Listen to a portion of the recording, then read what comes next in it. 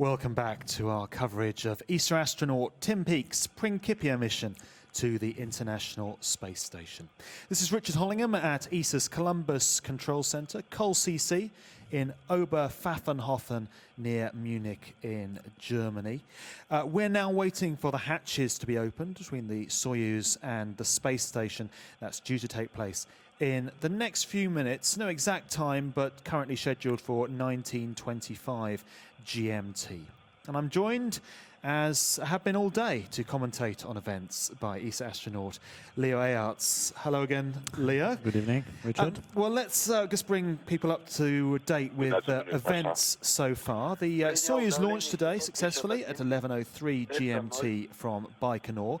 It then docked to the ISS Razvet module MRM-1 at 17:33 GMT, but anyone who was watching that and watching our coverage will be aware that the docking was tense and dramatic, much more so than usual. We are so used to these things all happening very smoothly.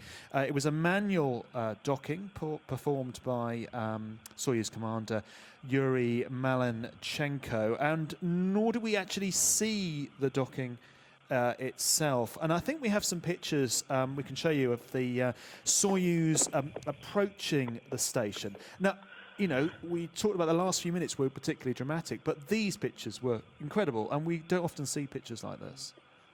Well, you mean the picture from the Soyuz itself, yeah, right? The quality of the picture and the Soyuz the quality, itself. Yeah, these are very nice videos taken from the station, and these are pictures taken from video taken from the Soyuz side. And this was when it was on a standard approach, and automatic docking is the normal way it's done. That's the normal way, and looks like at some point the crew has to take over, and Yuri Malenchenko took the control of the Soyuz manually. We're going to see that probably a little bit later, but there was apparently a misalignment during the automatic sequence. And of course, we don't know the details at that point of the problem, but of course the Russian will tell us.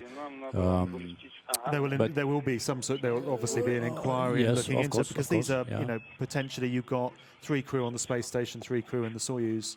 You want these to go right. Yeah, and I think it went right in the way that the crew is the backup for this docking, and so the automatic sequence didn't work as expected, and Yuri Malenchenko took over. It was probably what was unusual was that it was longer, because this is not the first time that Soyuz commander is taking over manually. It happened in the history of the International Space Station and before. And but this time it was a little bit longer, this recovery, let's say, and to go back to normal stable parameters, and then start again the approach and complete it manually and successfully. So what we're looking at now, these were captured as the Soyuz was first approaching the International Space Station, getting aligned. It was on automatic, and the docking was due to take place at 17:24. Actually, considering it was a manual docking, he was only 9 minutes behind schedule. Yeah, usually it's rather quick. The final approach by the crew doesn't take more time in itself than the automatic approach, but you have to do it twice, so that makes of course that made the delay. What's again, although we didn't see the docking itself, we did see these beautiful pictures of the Soyuz above the Earth, which is quite unusual. We don't normally see the Soyuz spacecraft in orbit. We see the space station in orbit from the Soyuz, but not the other way around. So this was the initial approach to the International Space Station, which they then get fairly close. We may see this later on. They get fairly close and then back away when things clearly weren't aligning properly on the automatic, and then went back to another station keeping mode, I think at 20 meters away from the space station, and then reassess and go in again. Right, and then we didn't have the video in the final phase of the manual docking, but apparently everything went very smoothly. And there was the phrase there, the mission control, a little bit worried. And you don't often hear them saying things like that. It's all normally calm. And I think we take for granted, don't we, that these are going to go exactly as is written in the timeline. Right, and as we mentioned it before, the Soyuz crew is very much trained to this kind of situation. And I think that Yuri very well demonstrated that the training was successful. and Yuri is also a very experienced cosmonaut. You know, it is his 6th flight in space, which is one of the records, let's say, in the history. And he finally made it in a very safe and successful way. It's quite a thing to have to do, though, to an end of a very long day. In the past, the time between the Earth and the space station, it's been a 2-day flight to the space station to catch up, to make sure you're in the right orbit. This time was 6 hours from launch to the space station. They were up at, well, I mean, I'm assuming they probably woke up pretty early this morning, up from 8 o'clock this morning, launch at, late in the day in Baikonur, and then they've got the flight to the space station of 6 hours, and then at the end of all that, you think, right, we're almost there. And the day is not finished because they still have some work to do after the hatch opening inside the station. So that's a very, very long day. Well, let's talk about that as we just watch these pictures of the docking. What is going to happen next? What are we expecting? Currently scheduled for 1925 GMT. What are we expecting to happen? Well, as far as I know, the crew is now finishing the leak check of the connection between the junction between the two vehicles, and after that they will be ready to open the hatches between the docking port, the Russian docking port, and the Soyuz, and to ingress, as we say, the station, and started with the PAO event. So there will be a nice ceremony. That's a ceremony for the welcoming of the new crew and the start of a new phase of the station with 6 crew members on board. And at the moment, so we can actually look up where we're sitting. We're on the balcony overlooking the Columbus control room, Columbus Control Center, and there's the main board you can see off to the right-hand side. We can probably see it clearer than you can on that picture, but that's essentially the timeline of what is going on the space station right now. And right now it's scheduled for this time where they're checking for leaks between the Soyuz and the space station, and they've got to equalize the pressure as well, so you're able to open the hatch, so there's no pressure difference. Otherwise, it could be dangerous, or maybe if it's in a different different pressure, you cannot just open the hatch. So you really want to equalize the pressures first between the. Well, you mentioned Leo the VIPs and the families who are in Baikonur. We hope to hear from them and catch them talking to the astronauts on the space station in a few minutes' time. But I'm going to just interrupt you for a few minutes to talk to Simon Chalice. As we're looking at the Columbus Control Center, let's talk to Simon, who's mission director here, or one of the mission directors here. And Simon, just talk through, what's the role of this control center?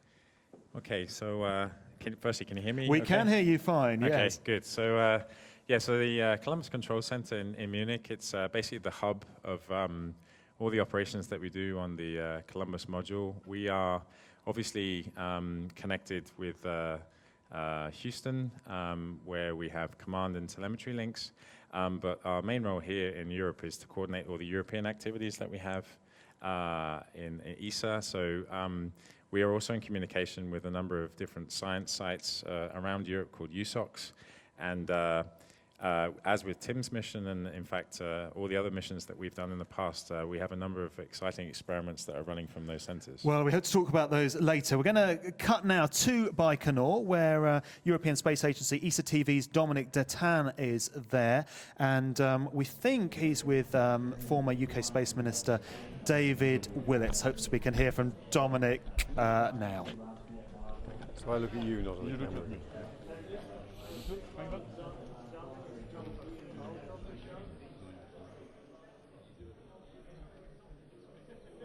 So when did they start the space station? When did they start building it? In the 80s. Really? So it's- No, 90s. Obviously, they're not prepared.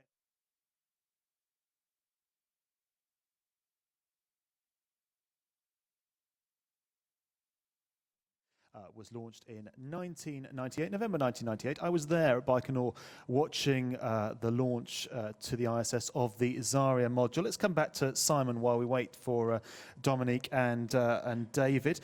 So you were talking through the experiments. Tim Peake has 6 months of experiments to get on with. That's right, yeah. So he's going to be very busy. Obviously the experiments are divided over the different agencies. So Tim, because of the way that the space station is managed, will be chiefly running experiments and activities with NASA, but we also have a full program here at ESA.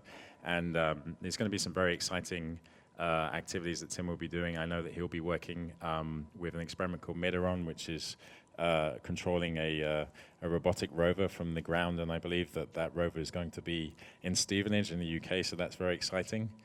That is amazing, isn't it? You know, controlling a rover in Stevenage. So Stevenage, for those not familiar, is... No, I'm not going to be rude. It's a town, an industrial town, I think it's fair to say, just north of London. But it's the centre for Airbus Defence and Space, and where the ExoMars rover's being built. Right, I think we can now go to Dominique Detain at Baikonur with David Willits.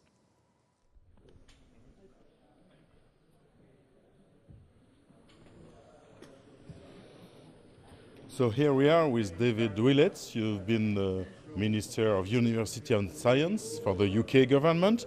You were the one who were present in the government when there was this decision to have Tim Peake launched in space. How excited are you about this mission today? It's a great day. It's a great day for Tim Peake personally. It's a great day for Britain as a whole, because the International Space Station is one of the world's great science experiments. It's one of its great science and technological achievements, and Britain really should have been part of it, and at last we are. And we appreciate the very warm welcome we've had as we've arrived just slightly late for this party. You were, as I said, the minister. Why did you change your mind in the UK and decided to put money in human spaceflight? Well, partly because the laboratory, the science that's happening up there is very significant. Partly that our friends around the world were participating and were asking us more and more why we weren't. And also, you know, this is something that is going to be part of the future of space exploration. From the space station, there'll be other great projects. And you've got to be part of the space station if you then want to go on and participate in whatever happens in the future, a lunar base, perhaps further out, a Mars mission. Britain, with its history of space exploration and space technology, should be part of it, and now we are. And you also oversaw a growth in space investment, not only in manned spaceflight, but in the rest. So why that? Well, actually, space is one of the things where the UK has always been very strong. We were great at the science, and of course we are very strong in making satellites, large and small satellites. So we had those distinctive strengths, but we weren't participating in manned spaceflight. And manned spaceflight is a crucial part of the space project. It's very hard to be a full participant if you're not taking part in that. So I was a great believer that we should do that. And I found in the European Space Agency and Jean-Jacques Dordain and now Jan Werner, you know, great partners that we could trust, that we could work with, and that welcomed us into the space station. International partnership is the key? Yes, it's very hard to do things on your own in space. I think even the very big countries like the US discovering you can't do things on your own in space. So it's a place where you see international collaboration. That's very important. And I think also countries both want to look to the future but also think of their past. Britain has been a country of explorers. We've sent, Captain Cook went to Australia to watch the transit of Venus, to observe the transit of Venus. If you've got a history of exploration and discovery in your nation, space is now where discovery and exploration happens, and Britain should be part of that. And it was for yourself the first time in Baikonur watching a launch, or you've seen other launches? How did you enjoy the day? I'd been to Kourou and seen a satellite launch. This was the first time I've been to Baikonur and the first time I've seen a human space launch. and it's incredibly exciting. And it has an emotional significance when you know one of the astronauts, when you see it is Tim Peake, who I've got to know over the years, himself flying. But I have to say, one thing we in Britain do appreciate is the warmth of the welcome here. People, Russia, America, our partners in ESA, they've been so friendly, and also we've been so impressed by the sheer expertise, the competence, the way things have been organised. So I think for us in Britain, this is now the part of a long-term partnership and participation in this great project. Thank you so much. Thank you very much. That was David Willits, former UK Space Minister, Minister for Universities and Science for the British government. And he really set the UK on the path to supporting human spaceflight, as you heard from David Willits there, and talking very much about international partnership. Let's come back to Simon Challis, who's you're very good at bearing with us No problem. This is the joys of live television. We were talking about some of the experiments that Tim Peake's going to be doing on the space station, a whole variety of experiments, and possibly controlling this rover in Stevenage. Just talk through your role here. You're essentially, when they are doing this work, you can look over their shoulder, you can help them. Right, that's correct. So the astronauts obviously have a well-designed, well-thought-through procedure to execute. That's actually something we do before we actually execute. We prepare all the operations products. But we're basically there in case we're there for the unforeseen. So nobody can ever fully predict what's going to happen in space, and it could be that the crew, for whatever reason, has an issue executing. Either he cannot or she cannot complete the activity and so needs some assistance on the ground, or has a question on how to do something. So basically, to keep that whole thing very smooth and to stick on the timeline, we're there to basically add value to the crew's activities by helping them out wherever they need it, basically. Well, I think the docking today proves that you can't take anything for granted, whether it's an experiment in the Columbus laboratory or docking a Soyuz to the space station. Right, and it's very important that we're here on the ground to take the stress out of the astronaut's life. So they have their activities, they have their timeline they need to stick to, and we are basically there to completely facilitate the execution of their activities. And this control room, we can see there aren't, but there is actually, you can't see, there are people actually there, we just can't see those consoles. This is staffed around the clock, 24 hours a day, 365 days a year. That's correct. So the reason you can't actually see anybody is not because they're taking a break because there's nothing to do. It's simply the fact that right now we're in a loss of signal, so there's no telemetry coming down right now. So there aren't many of those during the day, so it's great if the team can take a slight break. The team here, basically, we have several tasks. As I said before, we're here to support the execution of the timeline, but we're also here to help prepare the activities which are coming up, and we're looking ahead. We're looking 24 hours ahead, 3 days ahead, 7 days ahead, a whole week ahead. And in fact, we have a team overnight that are also taking a look at the timelines, preparing for the activities coming up ahead. Essentially, we're also here to help the crew whenever we get into an emergency situation on board. So the crew is always prime for that. They are fully trained to respond to any emergency on board, but it also helps if the ground is ready to support and makes the whole execution of those emergency procedures easier if we're there to support them. And I think it's important to point out, and this shows this, because, okay, we can't see anyone right now in the control room, but there are plenty of people behind me, there are plenty of people around in this building, there are plenty of people doing this work, and that is mirrored around the world. You've obviously got the main control rooms, you've got the main control room in Houston, everyone's familiar with, the main space station control room in Moscow as well, and today's flight you had the Soyuz control room. So there are, hundreds of people, if not thousands of people supporting these 6 astronauts in space. Right, and because every single minute of an astronaut's time is super precious. It's probably one of the most important resources that we have. And so we are engaged actively all the time trying to mitigate any delays that might happen in the crew's time. And that's basically one of the key reasons we're here in the control center and all the control centers. And the other thing I think is important to understand is that the activity the crew has in the timeline, it's taken weeks and months to prepare for the activity, and you don't see that or understand that initially, but there's been a lot of effort and people involved weeks and months beforehand just to prepare that activity. Well, we're now preparing for the next activity on the timeline, which we're coming up towards, which is the official hatch opening between the Soyuz and the International Space Station. That's now due in around 5 minutes' time, and it's really when we can get a picture again for the International Space Station. That's a lot of what this is about, is to be able to show people on the ground that here's the hatch opening, here's the connection between the Soyuz and the space station. So Simon, thank you very much. I wish you the best of luck with the mission. So it's going to be a busy 6 months. It's going to be extremely busy 6 months. Yeah, but we're ready for it. We're looking forward to it, and we're going to make sure it's a very good mission. Well, Simon, thank you very much. If you want to hand the headset back to Leo here, and you want to settle back in beside me as we wait for the hatch opening, and you can see this is the main Columbus Control Center at Oberpfaffenhofen in Germany, just near Munich, on the outskirts of Munich.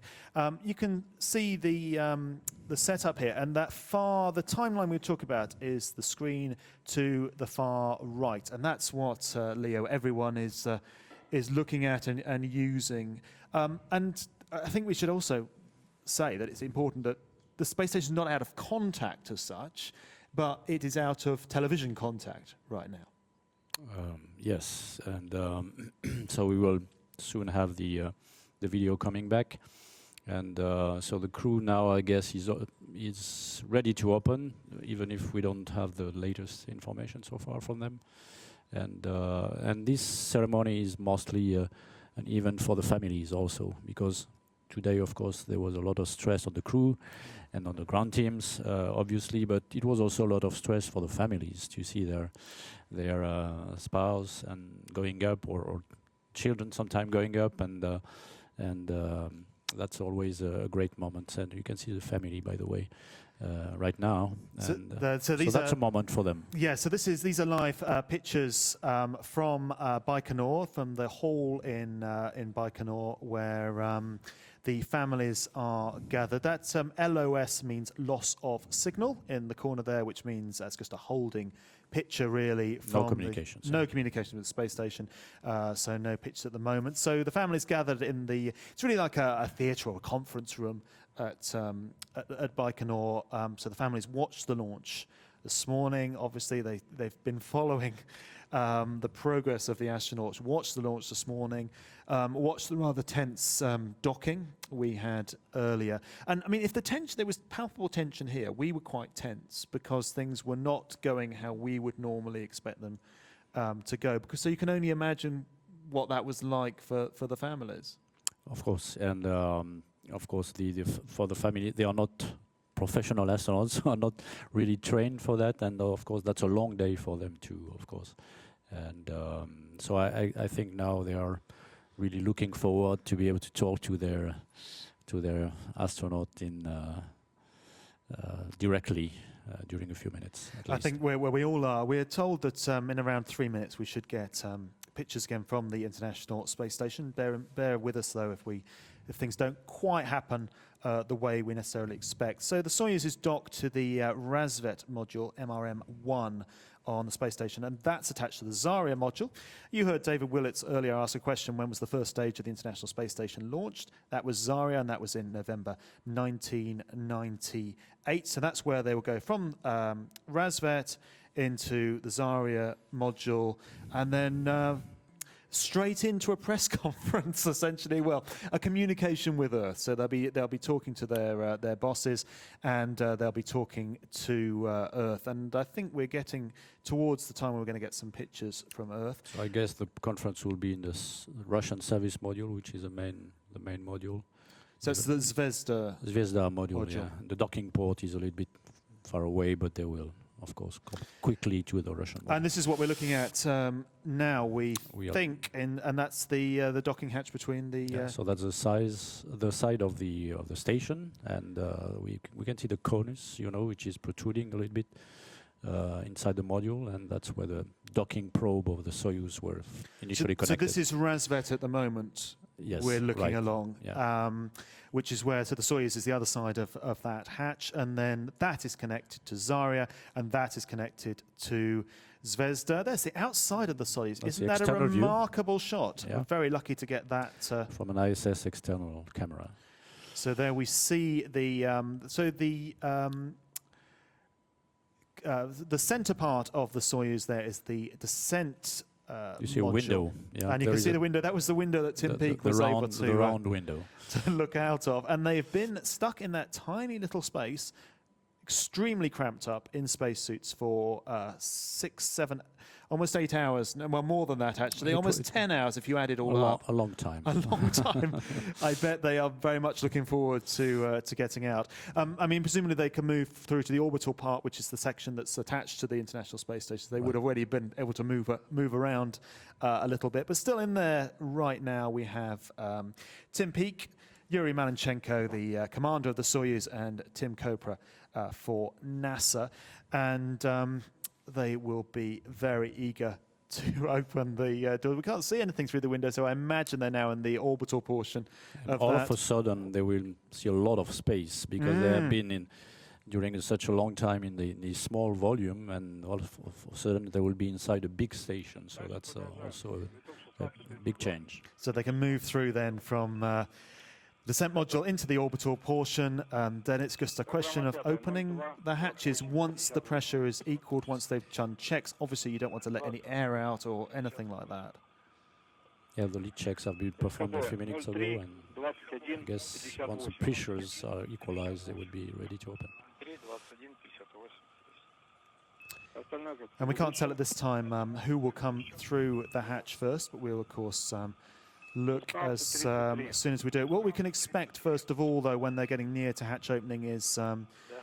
here we go. In fact, if we look inside the station, we can expect to see cosmonauts on the inside. This is Sergei Volkov, so he's the commander of the other Soyuz, and he will be on the one welcoming the crew first. So live pictures now from the International Space Station. That looks like Mikhail Kononenko. Mikhail, yeah. One of our long-duration flyers. So they're standing by to open the hatch on the International Space Station side. The other occupant, of course, of the International Space Station is the commander, Scott Kelly. And there you can see him floating into view now. Hopefully, he will move out of the way. And you can see opening hatch now between Rotating the tool to space open the station and the Soyuz. Mikhail waving to the camera. Sergei Volkov is opening the hatch. And it's a time for pictures, as you can see, also, as usual. This is, well, it's a significant event. That's And I part of imagine history they'll of the station. be very grateful to get out. And this is the first British European Space Agency astronaut to visit the space station. So selfies now. Selfie. It's the 21st century way of doing space, so lots of selfies. Expect to see them on Twitter from Commander Scott Kelly, I would imagine, later on in the day or maybe It's very tomorrow. likely.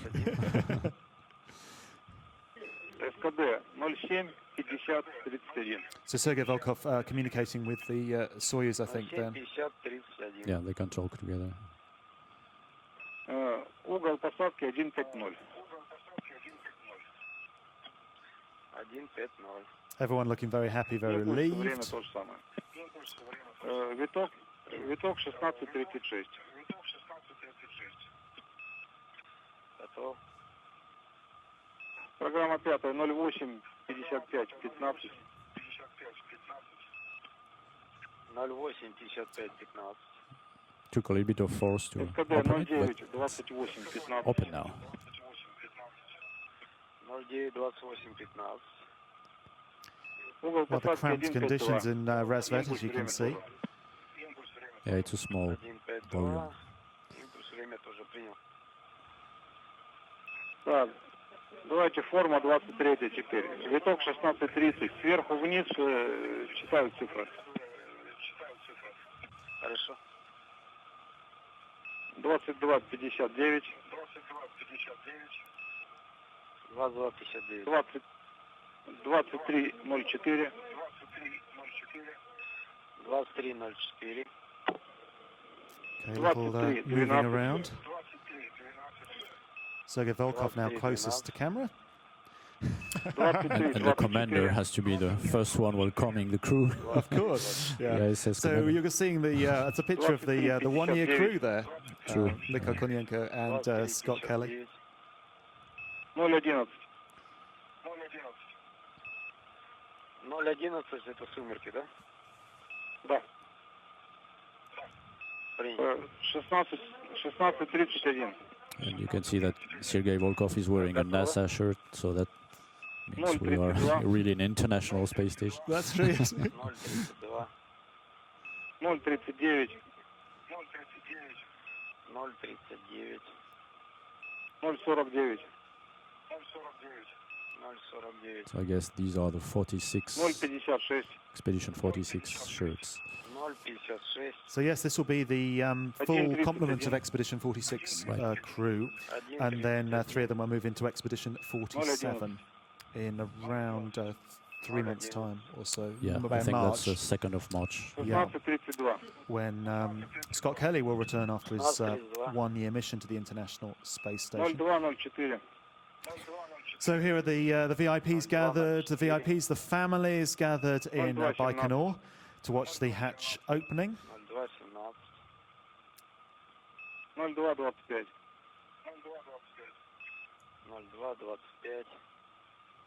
02:29. 02:29. And there's the exterior shots. So the crew's still in the Soyuz. One of the things the Soyuz crew has to do also is to change and remove their suit. They have a flight suit and 16:33. wear appropriate clothes for the ceremony. I bet they'll be glad to get out of those. I'm sure. That's they are. not a quick process, though, is it? They're sort of climbing out of a bag in microgravity, and certainly Tim Peake experiencing microgravity for the first time. Yeah, this is true. And one of the most difficult things is to get your head out of the suit. And once it's done, it's easier. 16:33. But it requires a little bit of exercise to do that. Okay, we've jogged the camera now. We're now looking at some straps. I think we're getting ready for hatch opening. So we're just realigning cameras and things.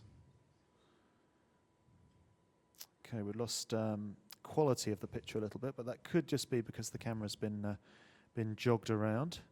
So the camera looking straight down the Razvet. Как слышно сейчас? Mikhail Kornienko now in vision. А это экипаж станции на связь вызывает.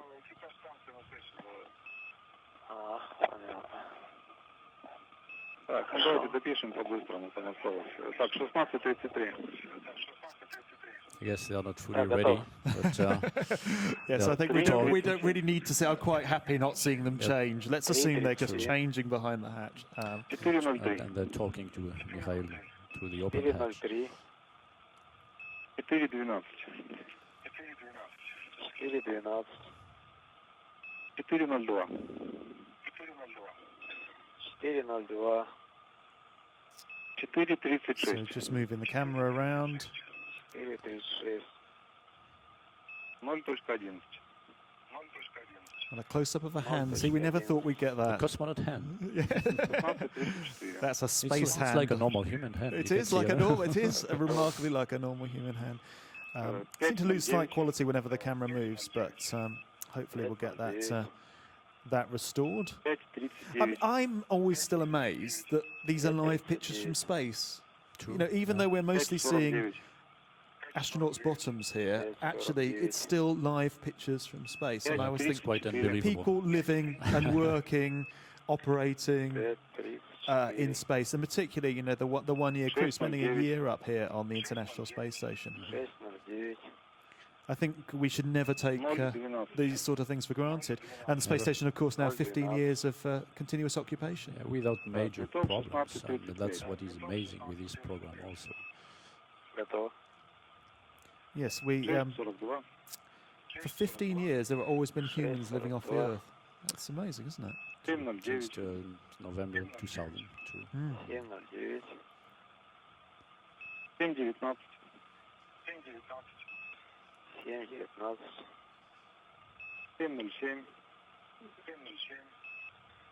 7:07. 7:07.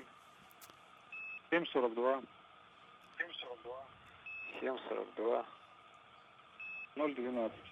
Oh, I thought he was going to take another selfie then. 0:12.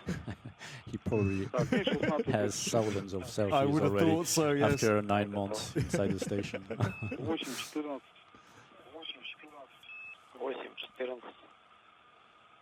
8:24. So, 8:24. just to reiterate, the other side of that hatch you can see there with Sergei Volkov.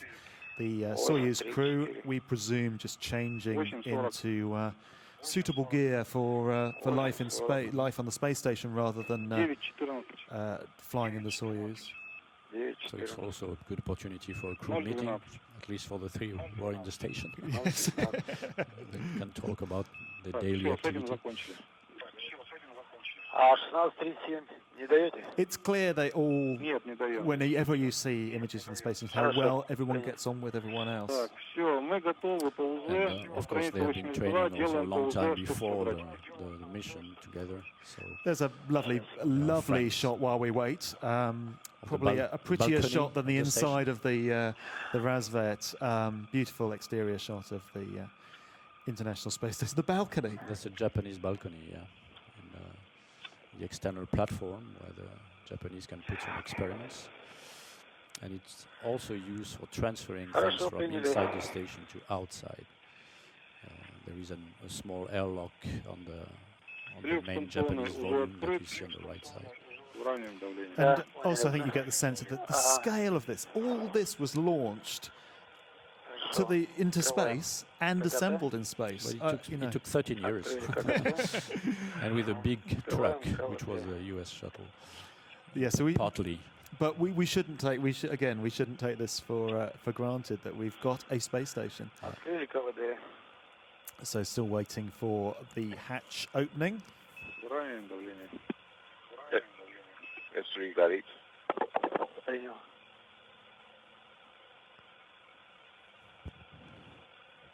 And the ingress of the astronauts from the Soyuz into the International Space Station. We know they're in the Soyuz, and we're just waiting for them to get their gear on and ready. And then they go straight. So they'll come out of Razvet, float through Razvet into Azaria, and we think into Zvezda for the probably in the Zvezda module, yeah. For the link down to Earth. For this ceremony.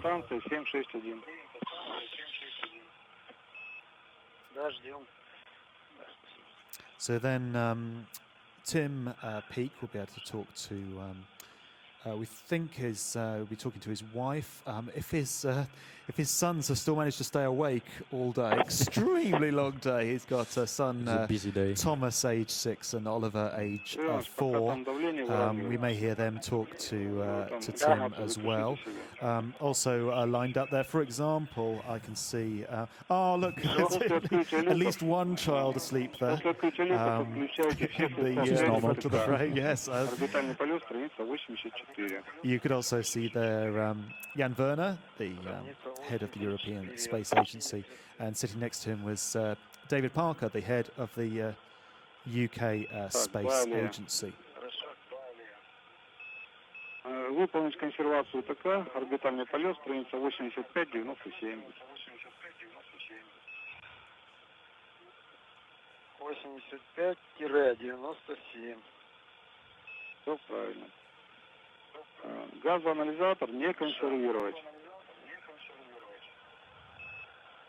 Орбитальному полету пункт 12.3 не выполнять. And here we go, the hatch opening.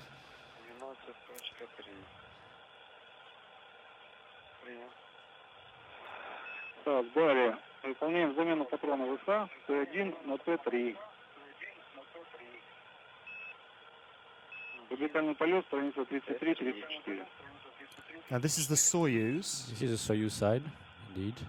And judging by the audio communications, looks like Yuri is still waiting, and the crew, Soyuz crew is still working on some operation on Soyuz side. Right, okay, so we've opened the Razvet side. We know the two are pressurized, but we still need to open the Soyuz hatch. Перенести в БО из МИМ-1 БМП с 3 противогазами.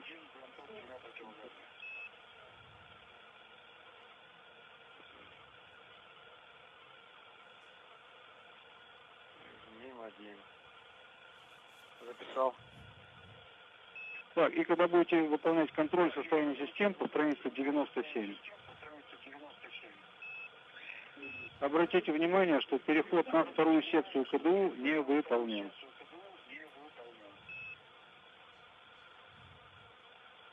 Не понял. Еще раз. Контроль состояния систем по There are странице still some 97. communications about the last operations before hatch opening. Значит, переход на But we вторую should remember the секцию docking was slightly A delayed. little bit delayed. Да, да. Не выполнять орбитальный полет. The Moscow control center is Нет, вы talking будете to выполнять его, просто обратите the внимание, Soyuz что crew still. переход на вторую секцию КДУ не выполнен. У вас будет первая секция КДУ там сидит. I mean, for obvious reasons, you wouldn't want to rush any of this. И что это Never. значит? А ничего, тут, потому что у нас там прописана вторая секция КДУ. Так, напоминание, что у вас будет первая. Временно, потом переведут. Ну ладно, посмотрим и сейчас спросим. Хорошо. Как там давление по моновакууму? Снижается сейчас 768. Принято. Там уже комитет по встрече собрался. На станции? Да, да. Понятно.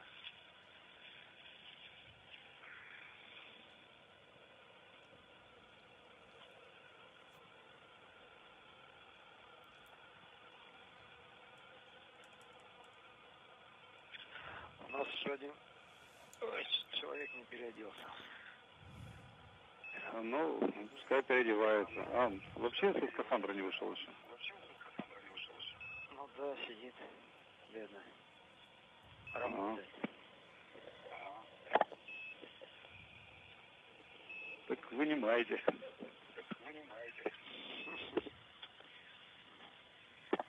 Сейчас.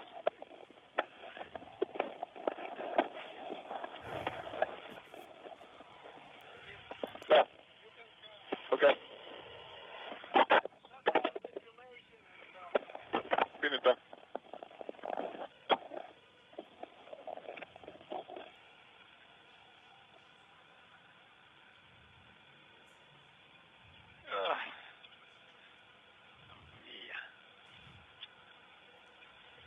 Сейчас мы.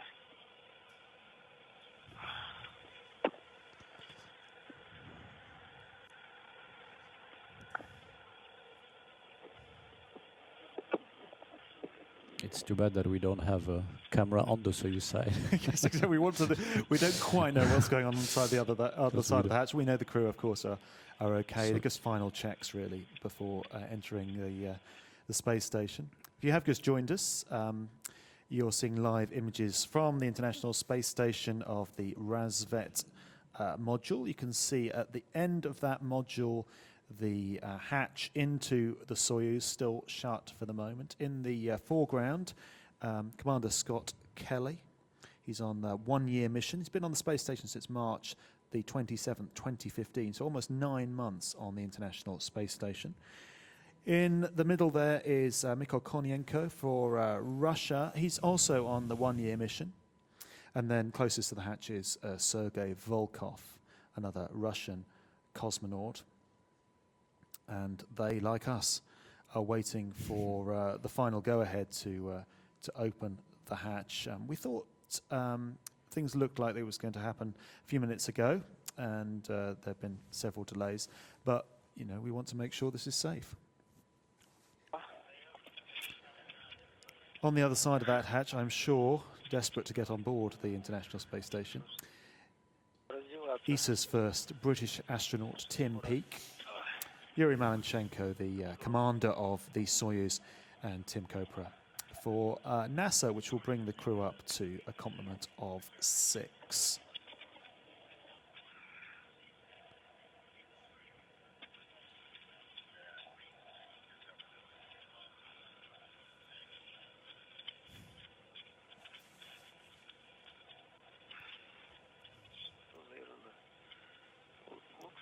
Different. Вот что-то не похоже. Браслет.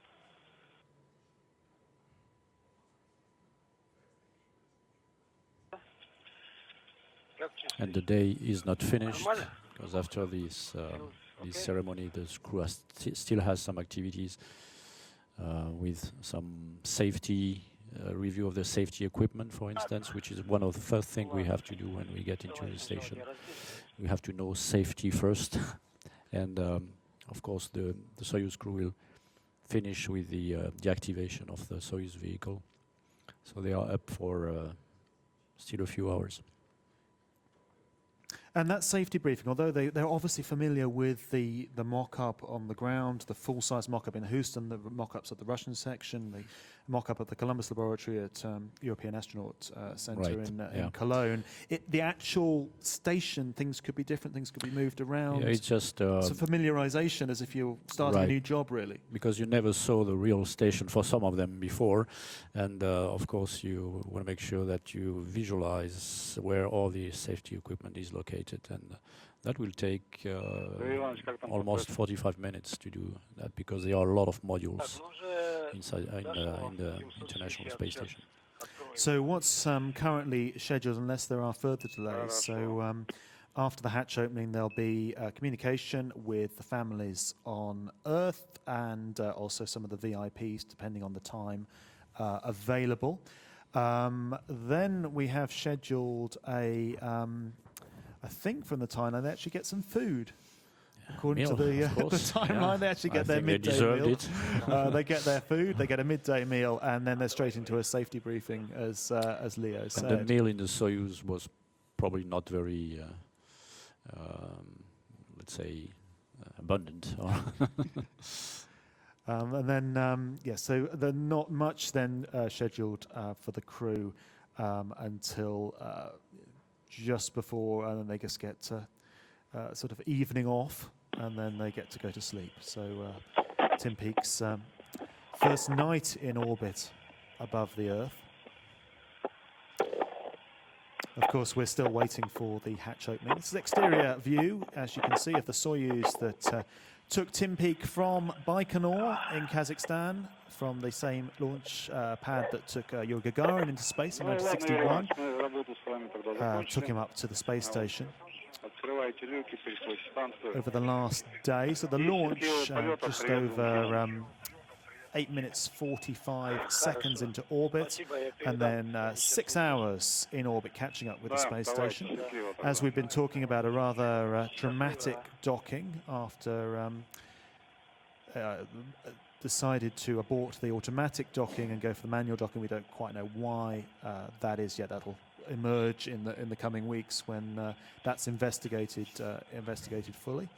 And docked to the International Space Station at I think it was 1733 GMT.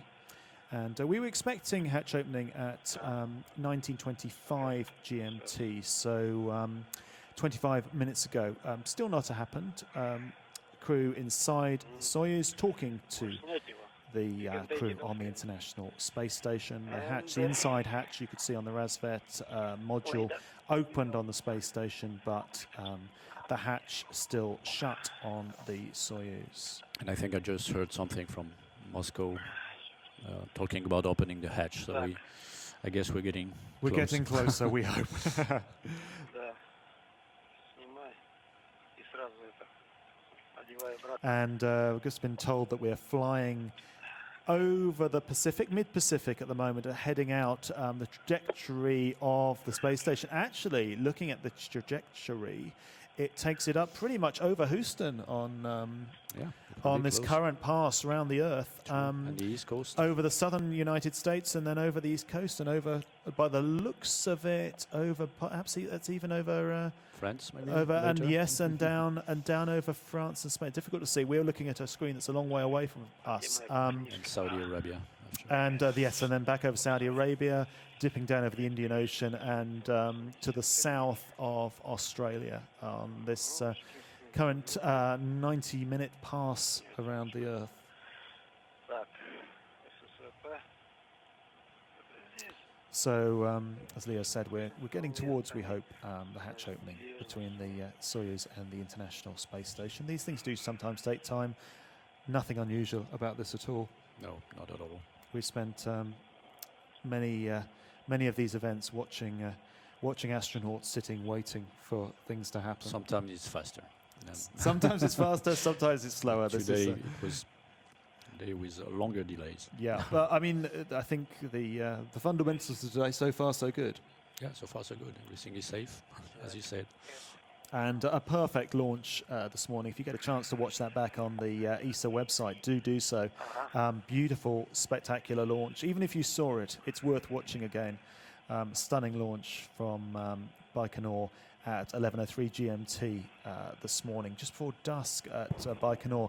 And spectacular images of the boosters falling back to Earth, tumbling back to Earth as they run out of fuel and dropping away from the second stage of the Soyuz. So I do encourage you to visit the ESA website and have a look at that launch again, and it'll almost certainly be shared all over the place. Also, if you obviously won't be tweeting right now, but I encourage you to follow Tim Peake on Twitter. He tweets us at @astro_peak. And of course, all developments on the ESA website. Once he's on the space station, we'll have a event straight away. He'll be talking to his family, to VIPs at Baikonur. But also, Tim Peake will be taking part in many education activities. In fact, I think more education activities than any astronaut on the space station Might be. so far. many activities, including the Astro Pi, which is a little bit like the Raspberry Pi. It's based on the Raspberry Pi computer, so doing experiments with that as well, and all sorts of more formal experiments as well. He's also be talking live to schools across the UK, and of course with the media as well. There will be a lot of communication. You will hear a lot from Tim Peake when he's on the International Space Station. And I would hope that anyone watching this today would be a space fan. I would encourage you as well to follow Scott Kelly on Twitter or on Instagram, or you can see his pictures on the NASA website. He's extraordinary, the pictures he's sent back, daily pictures of Earth from the space station. Having been there such a long time, so he's an expert in all aspects of the mission, clearly. And that's his second long-duration flight, by the way. Because he already flew a 6-month mission a few years ago. And we shouldn't just take that for granted either, because they've really perfected, I think, in the last few years, the photography from the space station. Samantha Cristoretti, of Italian ESA astronaut as well, took some amazing pictures, as have the others ESA astronauts on the station. And that was true also for video. If you look at the videos from the early years of the station until 2010, looks like history now, because the definition has changed a lot. We have high-definition cameras in everywhere now. Yes, I mean, look at that image we're looking at now, the outside of the Soyuz attached to the International Space Station. Currently coming up, so it's still above the... So still coming up over the Pacific at the moment. This is Mission Control in Moscow. So they... And there you can see all the images. You can see the family in Baikonur. We're back on the station now live. And there's Scott Kelly in the foreground there, commander of the International Space Station. So he ultimately makes has the call in the space station, Leo, and Yuri Malenchenko makes the call in the Soyuz, backed, of course, by Mission Control. Yeah, true. Yeah, that's right.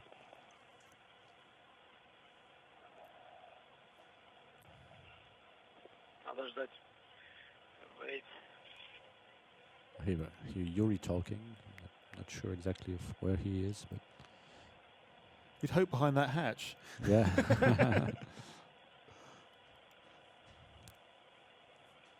Now, the hatch on the Soyuz side, they remove it inside, they open inwards into the Soyuz. Yes, right. It's like there is a hinge, and it will be moving and leaving room in the center of the hatch, so it will be stored on the side of the hatch.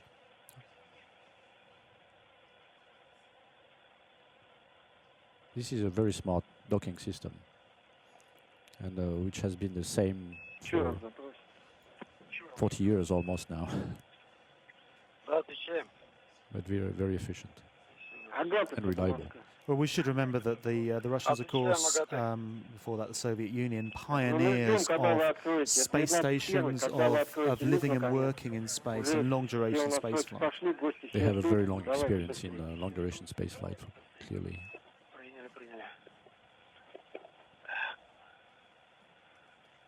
В чем причина тогда тоже будем выяснять, вы там как-то нам ответ тогда подготовьте. Мы открыли сейчас, пока ждем, пока она немножко отлипнет крышка. So we're back on the outside of the space station now, looking at the Soyuz.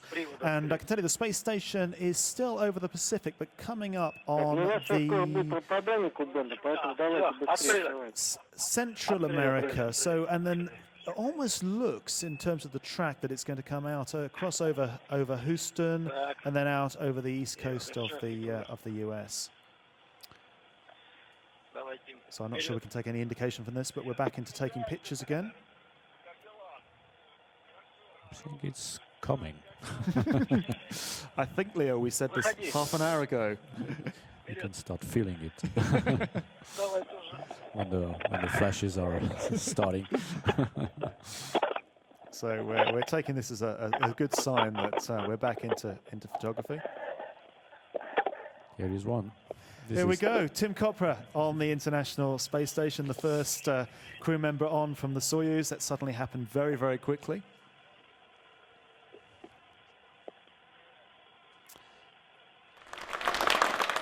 Reaction from the families and the VIPs at Baikonur.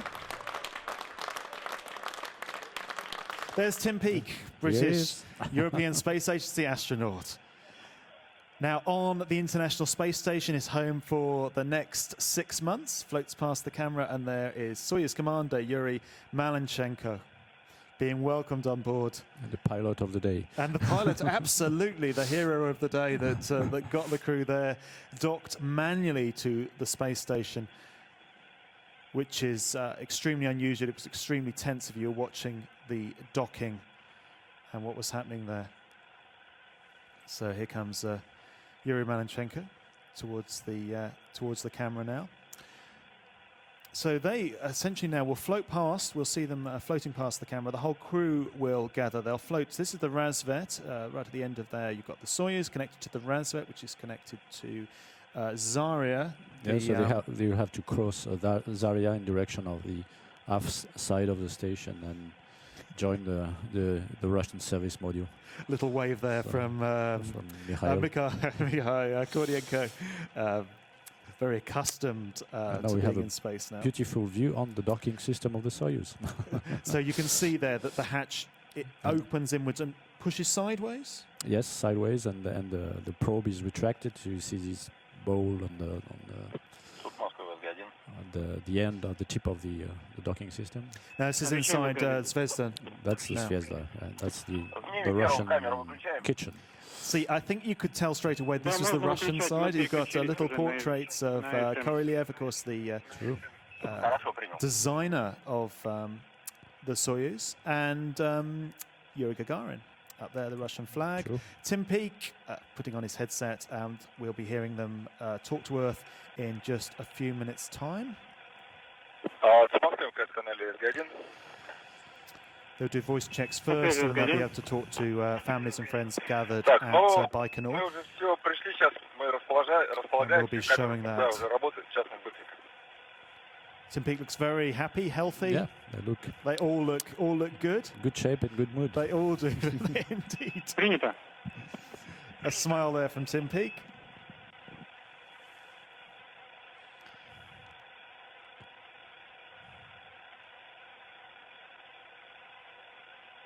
And Houston, on Space Ground 1 for the PAO then. Yes, sir. On one with you. It's just establishing connections for the ready to go. public event. And you just heard Scott Kelly say they are ready to go. Whole crew gathered here now.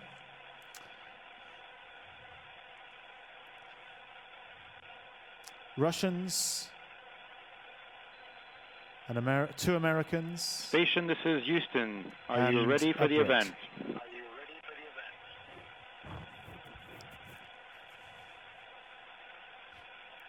Yeah, we're ready for the event. Baikonur, this is Mission Control, Houston. Please call station for a voice check. Station, this is Rob Navius with your colleagues, family and friends in Baikonur. How do you hear me? Station, this is Rob Navius with your colleagues, family and friends in Baikonur. How do you hear me? Family and friends in Baikonur. How do you hear me? We read your 5 by, and you guys look great, and we'll start off with the Malenchenko contingent. Congratulate you with the most amazing launch Hi, ever. it is so exciting May to see you you have- guys up there. I want to congratulate you with the most amazing launch ever. May you have a great, successful mission, and God bless you. Я хочу поздравить тебя, Tim Peake и Kopra. Congratulations, Yuri, and to all the rest of the crew. It was really beautiful to watch, and yeah, just have a really fantastic mission.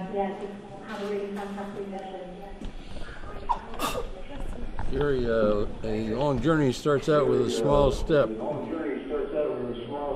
but you made a big step today, so congratulations to you, Yuri, and a very well done to you and all the crew.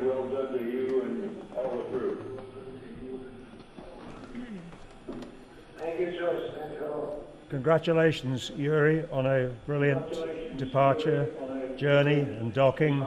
Beautifully done, a wonderful spectacle for everybody here. I hope the journey continues with such success. Here's my wife, Eleanor. Congratulations, Yuri. I hope you and the crew have a wonderful trip. Thank you. Congratulations, Yuri. It was a beautiful launch, very successful docking. We look forward to celebrating with you after your mission's completed in Houston. Work hard and have fun. God bless you.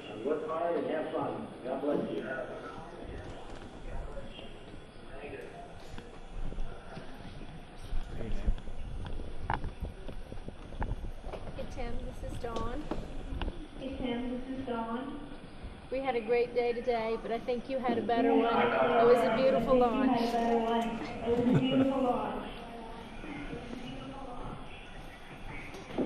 Thank you. We enjoyed the ride.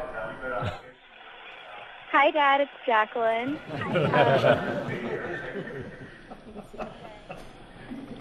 Hi Dad, it's Jacqueline. I just wanted to say, it was a beautiful launch today, and I love you, and I hope you have an amazing next 6 months. Hey, Dad. I'm really glad to be here. It's going to be a great time. Hey, buddy. I just wanted to say that we're really proud of you. Hey, Dad, it's Matthew. I just wanted to say that we're really proud of you, and it's a pretty spectacular launch today.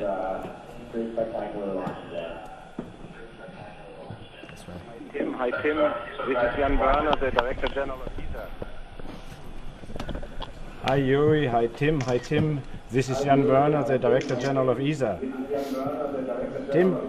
Tim Peake, I have just one question. You selected the window seat. What did you see?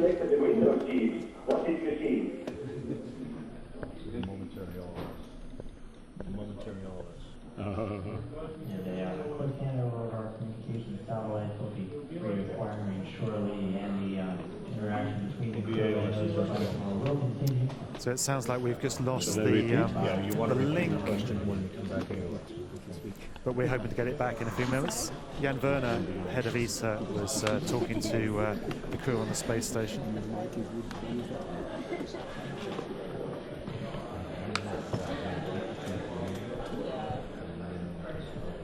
It must be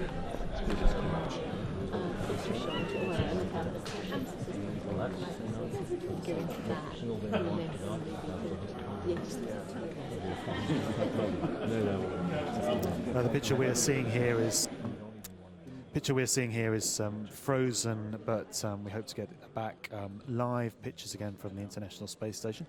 You heard from the families there of Yuri Malenchenko, the Soyuz commander, and also, of course, from the family of Tim Kopra, flight engineer on the mission. All the crew safely on board the International Space Station, bringing the crew up to a complement of 6. Looks like the picture's back again, so hopefully we can hear from those talking to Tim Peake. Yes, there's some reaction. That is good. So, Tim Peake, my question again. You selected the window seat. What did you see? Well, you know, it was a beautiful launch, and we got launched straight into night and got on with the work. But that first sunrise was absolutely spectacular, and we also got the benefit of a moonrise on the first orbit as well, which is beautiful to see. Absolutely spectacular, and we also got the benefit of a moonrise on the first orbit as well, which is beautiful to see.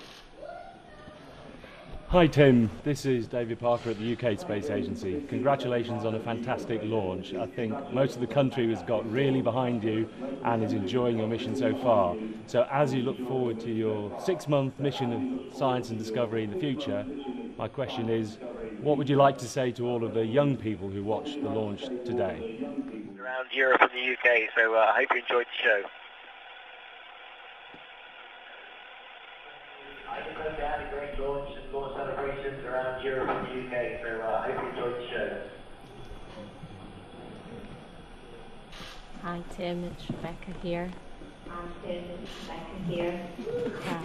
It was fantastic to watch that launch today. Hi Rebecca, how are you? And there was quite a few parties down on the ground. Your launch was well celebrated by everybody down here. Have a great mission.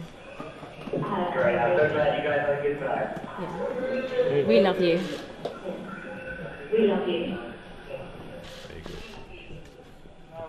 I think you. Hello, Tim, it's Mum. Hello, Tim, it's Mum.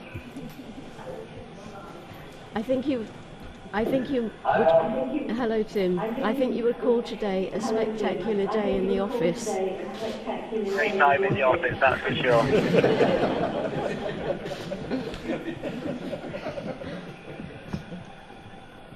I think we had a great time in the office, that's for sure. Everybody sends their love, and I hope you have a wonderful time. Bye for now. Very good. Thank you very much, and love to everybody back home. Hi Tim, it's Dad. I just want to know if your twin Tim enjoyed the little surprise you had for him on takeoff. Before takeoff.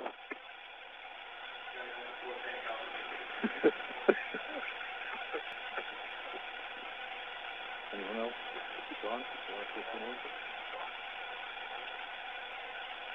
Okay. Well, crew, up on the International Space Station, we're going to wrap it up. You've had a long day already, but again, you all look great. Thanks for the thrills today, and we'll look forward to your half year on board the International Space Station.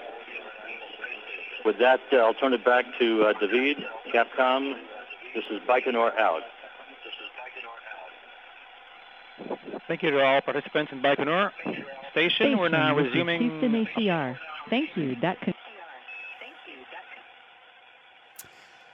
The International Space Station crew up to its complement of 6 once again. And as Tim Peake's mother said, a spectacular day at the office. That's... Well, Leah, thank you very much for joining us. It was a great day. It was a great day in the end. It had moments of drama, of tension. Spectacular. Well, that's the end of our launch and docking coverage for Tim Peake's mission to the International Space Station. He is due to return to Earth in 6 months' time. Well, thanks, Leah, for joining me here. We're at the Columbus Control Center at Oberpfaffenhofen near Munich in Germany. You can see us up there on the balcony. This is where we have been all day. Do continue to follow events on the ESA website where you'll find news about the mission. There's also the Principia blog. Tim, as I said, will be doing plenty of live link-ups with Earth. On Twitter, Tim is at @astro_Peake, and all we can do is just wish him all the best. It promises to be an absolutely thrilling 6 months. I'm Richard Hollingham. Thanks very much for joining us.